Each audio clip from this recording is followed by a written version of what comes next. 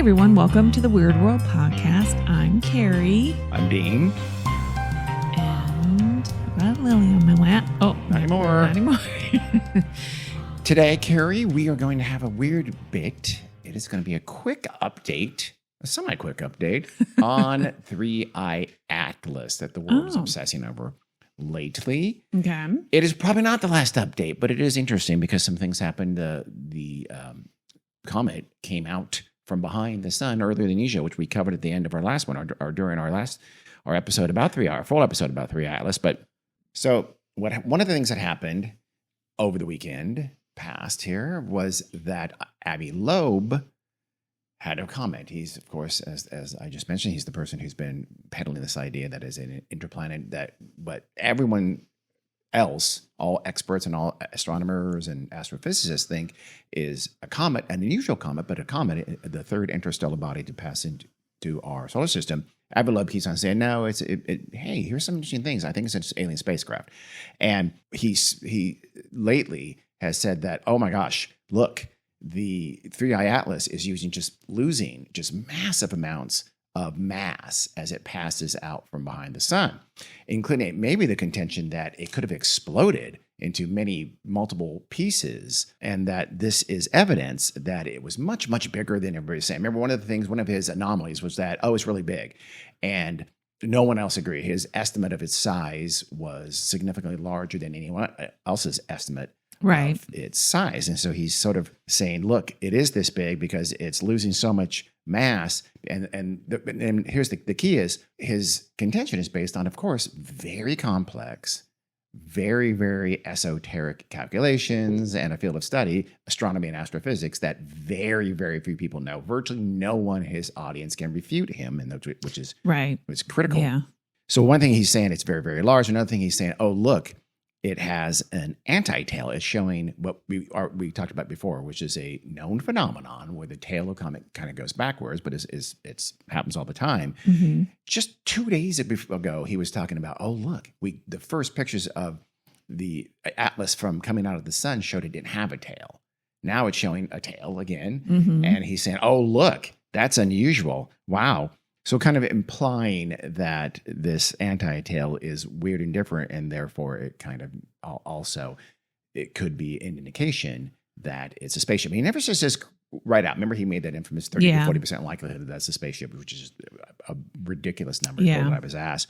But again, I mention this because this is kind of a classic thing. When you're shown to be wrong, if you are, I don't know, is Avi Loeb guilty of confirmation bias? Is he guilty of sloppy work? Is he guilty of effectively grifting? He's promoting alien life is what he does. He's written a best-selling book about the search for extraterrestrial life is what he does at Harvard, is where a lot of his income comes from. I'm not saying he's a grifter, but I'm saying he kind of walks and talks and acts like one. Mm-hmm. And this is an example. So when you're proven to be wrong, you don't acknowledge, oh, I was wrong, my bad. You just go on to the next contention. That's what he's doing here. And then he also says that, here's a good one. At its perihelion distance, the sun provided 700 joules per square meter per second. This means that the absorbing area of 3I Atlas must have been larger than 617 square miles, which is roughly equivalent to a diameter of 14.3 miles. I don't know what any of that means. You don't know what that means. 99.9% of the people hearing that or reading that in his blog, he writes on his Medium blog every single day. Yeah. He's been writing nothing but about 3I Atlas. And that's what he kind of, the problem, and that may be true. I don't know. That may be right. That may be meaningful. The problem is he doesn't have the credibility any longer to make us want to believe him. So that's the problem when you do cry wolf 157 times. When you have a point, it's difficult to believe you. And that's what Avi Loeb, I think, has done to himself with people who are looking at him honestly.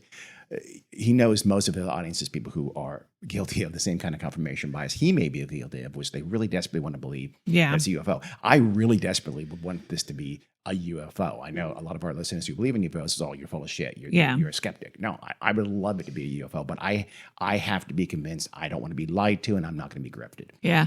I also think if it does turn out that some interstellar object enters our solar system and actually is a UFO, the actual experts and astronomers are going to the best day of their lives. Exactly. Assuming it's friendly or doesn't do anything, whatever. Doesn't interact at all. It yeah. would be every astronomer and every astrophysicist would kill to find evidence of extraterrestrial life, but they aren't willing to lie to do so. Like I think Avi Loeb appears to be willing. And those are the people who they're not immediately, when they see something anomalous, they're not going to shout UFO. They're going to say, this is anomalous. We need to look at it. We need to study it. It's going to begin quietly, I would think. I think so too. And it would begin with depending on what it acknowledges. is. That's weird. When it's only Avi Loeb in terms of among reputable astrophysicists, and he is a reputable astrophysicist,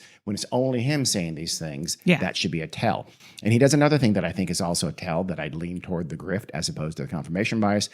He says that essentially he's not willing to rule out that 3I Atlas may be, quote, something other than a natural comet, and says if upcoming observations will reveal that 3I Atlas was not decimated by the sun and maintained its integrity as a single body. So in other words, he's saying essentially it's kind of a heads I win, tails you lose kind of thing. He's saying, oh, look, I think it blew up and disintegrated, which means it had to have been much bigger. And he said in the past, that's an indication it's UFO. Now he's saying, but wait, if it comes out on the other side and it didn't blow up and it's smaller, that's an indication that it's a UFO. He's literally saying that, that's because then, therefore, all this energy would have to be signs of an engine. So he really is literally saying, I'm right or I'm right. Right.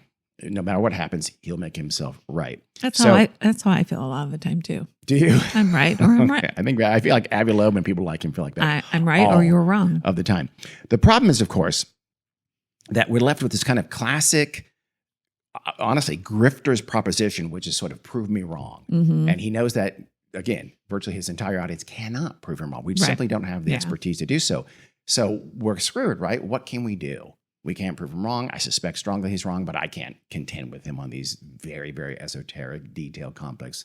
Oh, wait, that's right. We have all the other scientists who are actually looking at this from an aspect of, I will follow the evidence where it leads, which is what science does. So I was going to say, we don't need to. We don't need to, but thank God someone did. So Professor Jason Wright of Penn State, he's a professor of astronomy and astrophysics. He is he heads up this, he's a member of the Center for Exoplanets and Habitable Worlds. So he's studying that similar kind of area that Avi Loeb is. He's a principal investigator of a major NASA group. It has a bunch of letters because it's a government group, but he's a person that he also won SETI's 2019 Drake Award. I have no idea what it is. Okay. I assume it's not named after the Canadian rapper, but I don't know that for a fact. I do. It's probably so. So he, remember we mentioned earlier in the previous episode that Avi Loeb set up 10 reasons he thinks, 10 anomalies that he thinks indicate that 3I Atlas is a alien spaceship, effectively, as you have to say. So what Jason Wright did, which he went through every single one of them and point by point said, sort of demystified them. Like, for instance, one of the big ones that sounds super technical. Avi Loeb says the retrograde trajectory is aligned to within 5 degrees with the ecliptic plane of the planets around the sun, with a likelihood of 0.2%. Oh, geez. Okay. It's very technical. Yeah. So what Jason Wright says is, to paraphrase Einstein, his math is fine, but his statistics are atrocious. So basically, he didn't predict this ahead of time. He took a weird characteristic of 3I Atlas and said, oh, it must be an alien spaceship. It must be unnatural. It's not something real. As opposed to saying, hey, if an interstellar body comes by and it shows this characteristic, that would be an indication it's an alien spacecraft. He found the characteristic and said, that's an indication of it's an alien spacecraft. Is sort of it's a classic fallacy that is not uncommon. You essentially take the answer and apply that sort of backwards to what something that's not making sense, is it? I can tell from the look in your face. Kind of. I'm not getting through. Yeah, it's weird. Okay. So basically, Jason Wright said that, I'll read him what he says. His critique of this method is, of Loeb's method. He says, if someone had predicted ahead of time what the properties of a spacecraft would be like and it matched them, then they'd be onto something, right? He says, a spacecraft would do this. Right. Oh, look, 3I Atlas does this. Loeb didn't do that. He did that backwards. He did exactly backwards. He chose specific aspects of 3I Atlas and said, that's what a spaceship would be. Okay. So cut out all this stuff before. Yeah. Based on his own criteria, not anybody else's. Why is that a spaceship thing? Because we wouldn't have criteria. It's not at all. Is it unusual for a comet? Yes. Is it an indication of an alien spacecraft? No. Why? Yeah. There's no reason to think that. Yeah. So he goes through all of them. I'm not going to go through all 10 of them. When he does talk about the anti-tail, the toward the sun anti-tail, and Loeb says that wasn't an optical illusion from a geometric perspective, unlike familiar comets. And Jason Wright says, it's not unique. We've seen that before. He also falsely claims he's the first to explain why this might happen naturally, when in fact, this has been understood for 50 years. So he's saying this is unnatural, and it's rare, but not unnatural and not unusual. And he's saying, well, I just figured this out, and it's been known for half a century. Yeah. So there's other things too. He's just made according to Jason Wright, he says his math and some of these things is just flat wrong. And then others I found out interesting. He says, yeah, that is unusual. You're right. But it's A, not unheard of. Yeah. And B, we would expect to see different things from, well, again, it's only the third interstellar body ever in the history of our solar system. Again, all other comets are from within our solar system. This is something that's different. But that's the thing. I don't know how anybody, even experts on astronomy and physics and everything else, and space travel, how they could say what they know characteristics of an alien spacecraft would be, because we've never seen one. Yeah. So we don't know. We know what the characteristics of spacecraft would be, like a space shuttle or an Apollo 13 or whatever we've done, but we don't. We have no idea what it could be on something. It could be made out of jelly and I would say be translucent. I mean, I think that's going to be the next hit science fiction movie. Is going to be a spaceship made out of jelly. But that part is dumb because I think it's great. We would have no idea. Yeah, no, you're right. You're right. It's nuts. He does that though. He does that a lot. He does again. He uses these kind of just bad logic. Remember, another one was that the nickel, and it has more nickel, a ratio of nickel to iron is unusual. Yes. And that's what Jason Wright says. He says, here's a quote. This is a genuine anomaly in the sense that it's an extreme value, but it's also something very consistent with what we know about comets. There's no standard ratio of nickel to cyanide or nickel to iron in comets. They vary a lot. Right. And this is just at the edge of what we have observed. Yeah. It's like saying, the tallest man in the world, I think his name is Robert Wardlow, is 8'11". So Avi Loeb is saying, look, he's 8'11". That's crazy tall. He must be an alien. Yeah. It's literally like that. And that's what and if you don't know, most people can go, no, I mean, we know that guy. We understand the pituitary gland and things like that, why he's so high. You just ignore all of that and say he's an alien. If you don't understand a little bit of why that guy was so high and he's tall, sorry, keep on saying that. He's so tall. He may have been high too. I don't know his personal life. But if you don't understand that, and again, in astrophysics, we don't understand it. So you just, when Loeb says something like that, 99.9% of us are going to go, I have to, I guess he's can't right. refute that. And so that's why I keep on harping on credibility. Yeah. Even if Avi Loeb says something that is right, I can't believe him. I'm going to need someone else because he has lost his credibility. I'll need someone else with actual credibility to tell me that he does really find an anomaly, if he ever does, that is truly indicative of a spaceship or something unnatural. So he also makes some contentions that he knows just are not true. He says that the comet arrived from a direction coincident with the wow signal to within 9 degrees, which is a likelihood of 0.6%. The wow signal was something anomalous, that is a sound from deep, deep space that we still don't completely, I don't know if we've ever done it here. Maybe we'll do it. Two things are going on here.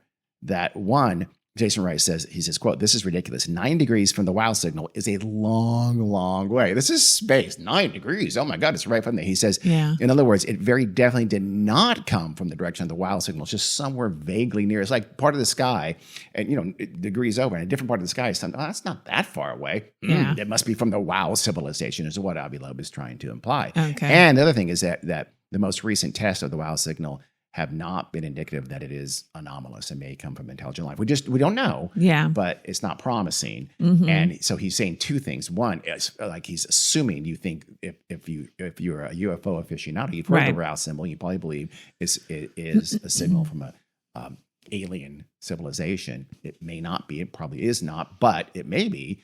And then you have to believe him that he's clearly implying it came from this alien civilization that it's pretty dishonest because he knows what this is an example of. He's making a contention that he knows is not true. Yeah. He's using his expertise and his knowledge of something that's very foreign to most people to take advantage of people. Mm-hmm. I'm just not a fan of that. So basically, of the 10 anomalies, Jason Wright said only three of them are like truly anomalous. The others are mostly just wrong. And of those three, it's sort of like, again, not to beat it up, but yeah, no shit. We should expect things that are a little different or at the extremes of cometary behavior. Cometary behavior? I don't know if that's a word or not. And then just in today, I read in Wired magazine, they got the first radio signals from 3i Atlas as it is passing a little bit. It's getting every day. It's getting a little further away from the sun because it's passing from behind it. And you might say, radio signals? It's transmitting radio signals? Avi Loeb was right. It's an alien spacecraft. Wait, no. Radio signals, it's different. It's an observatory in South Africa detected these. It uses radio signals and it pings them off of objects out in space and uses those radio signals to, in this case, kind of understand more about its composition of what it's made of. And in this kind of a test, this observatory in South Africa got back a hit on OH absorption. I don't know what the fuck that is. OH is hydroxyl radicals. Again, I don't know what that is, but those are completely predictable and expected as a comet. It's just one more nail. I was going to say, they know what it is. Yes. And if it was something alarming, they would have. And it's essentially just, okay, this is another reason to believe it's a comet. It's acting in ways that are almost always indicative of a comet. It's made of things that comets can be made of. It's just, it does have some characteristics that are at the extremes of variance of comets. None of them, though, in any way or shape or form, are so absurd that they indicate it can't be a comet and therefore it's an alien craft? No, and therefore it's something we don't know. Right. It's something new to our solar system. Great. That's fascinating. Doesn't mean it's an alien craft. That's he's 6 degrees away from any kind of foundation in science, his contention of Avi Loeb of this being an alien craft. He's just, and so I don't know if it's confirmation bias. I don't know if it's a pure grift. He did write a bestseller called Extraterrestrial, The First Sign of Intelligent Life. I haven't read it. But I mean, he is to some degree, this is what makes him popular and puts some money in his pocket. I'm not trying to, there's nothing wrong with that if you're being honest. I would contend he's not being very honest. Right. So, nail in the coffin for Avi Loeb, though, was I just found out on his recent blog, whatever he does, he was responding. He's talking about he's talking about 3i Atlas again. That's all he's talking about lately. And he noted that a recent celebutante named Kim Kardashian recently asked Sean Duffy, the Secretary of Transportation and the temporary head of Atlas, and of course his qualifications, remember, is being on Road Rules, the reality show on MTV, which absolutely qualifies to be the head of NASA. For sure, the connection is obvious. So he said that Kim Kardashian says, wait, what's the T on 3i Atlas? As you recall, this is the exclamation point, question mark, exclamation mark, etc. Literally, I believe, 13 or so exclamation and question marks. And Avi Loeb's response was that he would love to bring Kim Kardashian up to date regarding all the anomalies we know so far about 3i Atlas. And he said she'd make a great member of his research team. Kim Kardashian would be a great member of his research team. Well, she's a budding lawyer, so oh my God. I don't think she could be a lawyer and space. She probably researcher. could. I feel like she could. What would we call her? Most of her day is just setting up the lighting to pose for a picture, touch it up a little bit, put it on social media. That probably does take several hours a day. Yeah. But I think she's so brilliant that I think she could be a lawyer and a astrophysicist and apparently I swear to God, she's looking more like she might just be an actual statue. She might be an animatron. I don't know, but she doesn't look real. I thought she just gave up on the law thing, but Emma said no. Did she? No, Emma said she's still.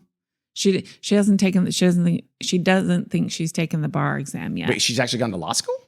Yeah, that's what Emma said. What law school? I don't know. That a law school accepted her? When I first heard about her doing this, I guess there is a route to becoming a lawyer that doesn't require you to go to law school. Well, that's not that you just work under some, it's kind of like an apprenticeship with an actual lawyer. Century. No, you can still do that. That's today. So wrong. You still have to pass the bar. I mean, you still have to learn enough to pass the bar. And in California, that's very difficult. So I don't know. Oh my God, that's horrible. Yeah. Wait a second. Here I have a story here for you. Kim Kardashian's bar results revealed after law school program. She graduated from her law program in May after 6 years. I don't know what her law program was. Shared the results of her California bar exam, the final step in her process. Hold on here. Oh, so she has taken it. I guess. Bar exam, 6 months. It just says after graduating from her law school program. But it doesn't say any kind of a law school. So maybe that's not a law school if that's what she did. Yeah, they might be talking about whatever apprenticeship program or whatever they call it.